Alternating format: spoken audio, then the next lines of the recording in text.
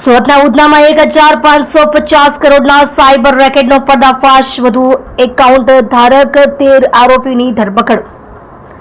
Surat textile અને diamond city Surat હવે આંતરરાષ્ટ્રીય સાયબર ફ્રોડ કરનારા માફિયાઓ માટે હબ બની રહ્યું હોવાનું સામે આવ્યું છે, કારણ કે છેલ્લા કેટલાય મહિનામાં જ સુરત પોલીસે મોટા સાયબર રેકેટનો પર્દાફાશ કર્યો છે। તેવામાં સુરતના ઉધનામાં 1550 કરોડના સાયબર ક્રાઇમમાં વધુ 13 આરોપીની ધરપકડ કરવામાં આવી છે। મળતી માહિતી મુજબ સુરતના ઉધનામાં 1550 કરોડના સાયબર ફ્રોડ કેસમાં વધુ 13 આરોપી પોલીસના સકંજામાં આવી ગયા છે। અગાઉ આ કેસમાં 4 મુખ્ય આરોપી ઝડપાયા હતા, ત્યારબાદ 8 આરબીએલ બેંકમાં કર્મચારી ઝડપાયા હતા। હવે આ કેસમાં 11 એકાઉન્ટ હોલ્ડર અને 2 બોગસ દુકાન ઉભી કરનારા ઝડપાયા છે।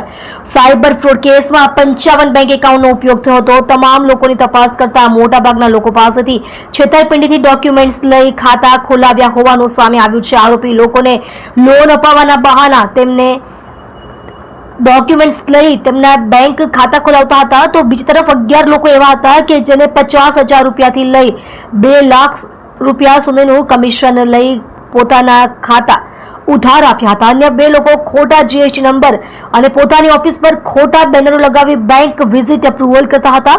આ કેસમાં બીજા મુખ્ય આરોપી દુબઈ અને ક્યુબા હોવાનું સામે આવ્યું છે।